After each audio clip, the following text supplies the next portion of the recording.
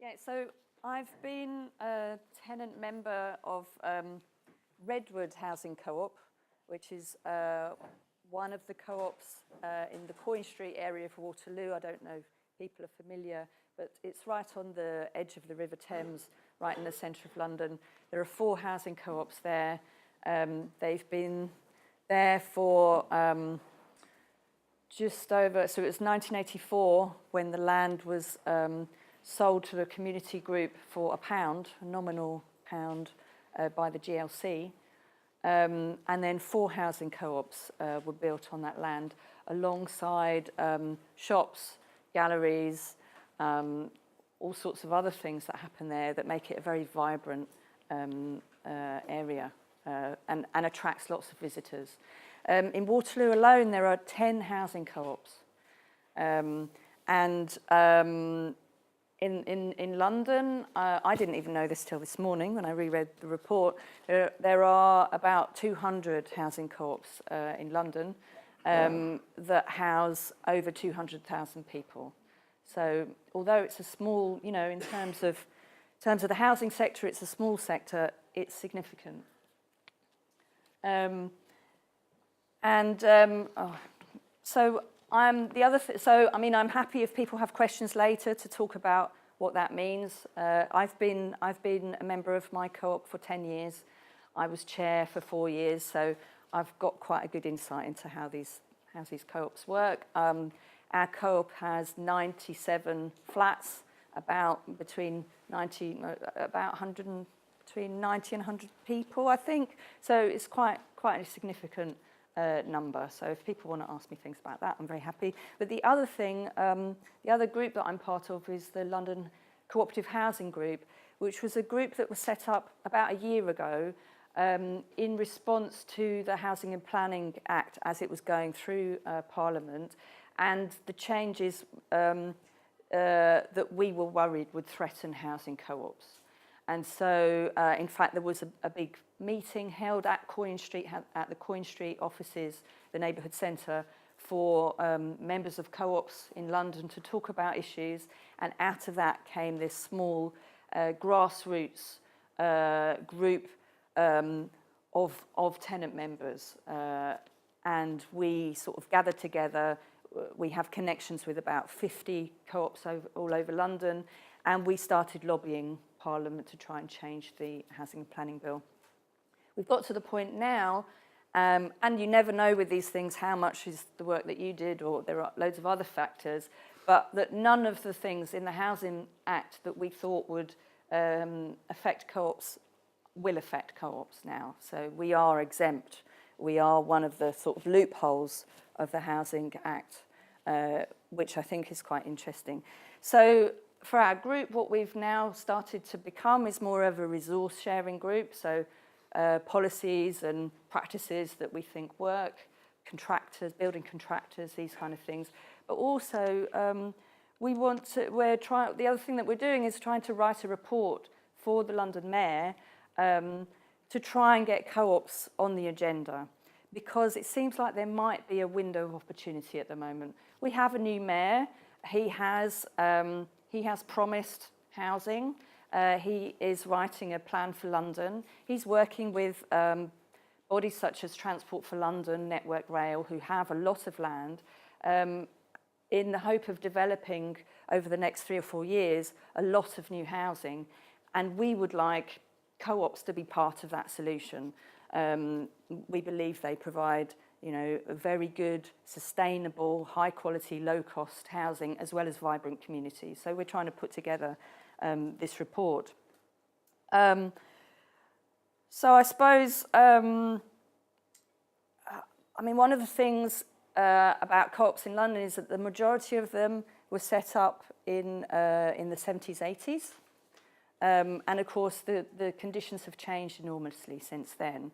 What's quite interesting, listening to Danny Dorling's talk yesterday, is realising that sort of rise in housing co-ops came at a point when so real estate in London had been going up. There was a big bubble. They were building a lot of offices, and then suddenly investors were pulling out of London. There were lots of empty office buildings, and this was an opportunity that I think other kinds of housing and neighbourhood plans and things could sort of fit into. So it's quite interesting thinking about that, and that there might be another possibility like that coming up. So, yeah, and obviously, you know, there aren't the grants and things. There were a lot of grants and things available. We had the GLC on our side and things at that time. So it's interesting to think what it might take now, because, you know, nothing, you know, there isn't anything to stop a group of people creating a housing co-op. There've been newish ones. There's one set up about 5 years ago in East London, on an old, in an old children's home. But rents are pretty much market rents. It's about 10 people living there. They're about market rent, and the building isn't in great shape. So there are big issues. So the question is, how can we make sure that we get kind of the investment we need to create the longer-term, sustainable, low-cost housing that housing co-ops are now? Because, you know, I'm in very secure housing, very high quality. We manage ourselves, and we're very successful. And I think that people don't know about us because we just get on with our lives and do it very well. I know that we're trying to do, we need to do things like dispel a myth that we're just middle-class communities with time on our hands, because that's not true. We're very mixed. We have taxi drivers and teachers and supermarket workers and lecturers and all sorts of different people. Another thing we've noticed is that this loophole in the Housing Act means that some councils are starting to propose, councils and think tanks, so for example Peter Mandelson's think tank, are proposing co-op-like entities, calling them co-ops, but they're essentially not, in terms of not being properly tenant-owned and managed. And I think that's something really important. That's why we want to sort of try and be part of the conversation, because as far as we're concerned, that's the most important part of a co-op. It isn't, I mean, it is a business, they are business, it's a business model, but the important thing about it is that the people who own and manage that business are the people who live there. So, you know, we're trying to make sure that's really key. Another thing is around, I mean, everybody knows that the issue of this term affordability is something that needs questioning. And then the other key term is around value.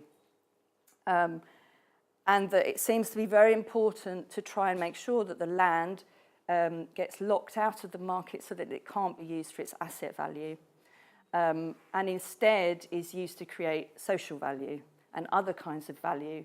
So we're looking at things like working with community land trusts. So one way to do it might be that community land trusts are set up and housing co-ops are built on a community land trust alongside other kinds of things on that land to create, you know, diverse, vibrant, mixed-use areas.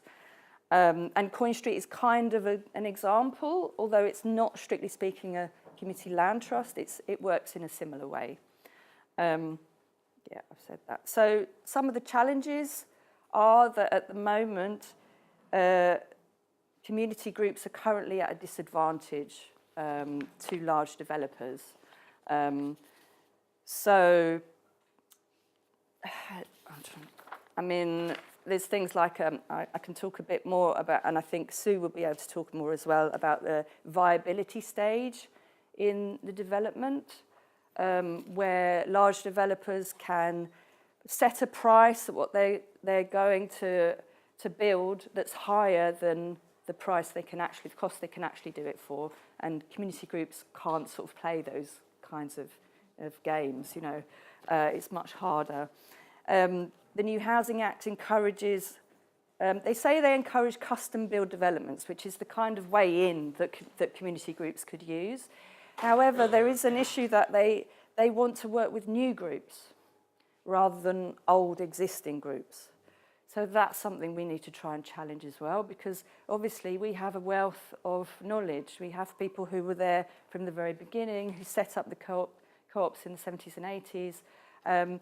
We also have co-ops that are actually now quite wealthy. So there are co-ops who have paid off their mortgages, paid off the land, they're creating surplus, and they want to do something with that surplus. So, for example, helping new co-ops and supporting new co-ops. So we're quite keen in actually trying to propose that they work with older co-ops to encourage newer co-ops as well. And also, to try and, as I said, try and make sure that issues around land aren't just skewed towards creating financial value, and that these other kinds of value are maybe looked at. We've been talking to London Federation of Housing Co-operative, which are the representative body of co-ops in London.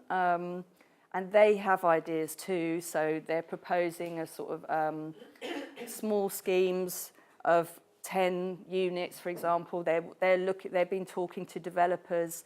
There's a couple of developers they're talking to. One is an Austrian firm, apparently a lot of housing co-ops in Austria. They're talking to a developer, for example, who would be willing to provide the housing on what's called a turnkey basis, where they take up the risk until the houses, the properties are actually ready to let, and then they get paid back. So there are these kind of options. They've proposed creating a toolbox, a toolkit for interested groups, but I don't know I don't think they've not actually started that, I don't think. So we're proposing things like a campaign for a cooperative right to build on land, or even a community right to buy. So, for example, if residents on an estate wanted to buy out their land, I think it's not their housing. I think it's not possible at the moment, but there could be a community right to buy. Another thing that seems important is that there's a very clear way to calculate costs of land, because at the moment I think it sort of shifts around. There is one cost, but it's not really the cost, and community groups could provide the housing for less because they don't have to. They could be self-build. There's all sorts of other ways. So we need a very clear way of calculating costs, and perhaps. Proposing there's a ring-fenced proportion of land for social groups to build on, including co-ops in 40 and 50-year plans. And as I think I said before, maybe campaigning around the issue of value, and so that public bodies or charities, at the moment they are obliged to sell their land for best value. They're supposed to get best value for their land, but they're taking that to mean financial value, when perhaps that could also mean social value. So that's another idea for a campaign. So that's it, but if anyone has any questions of any of those things, I'm happy to talk.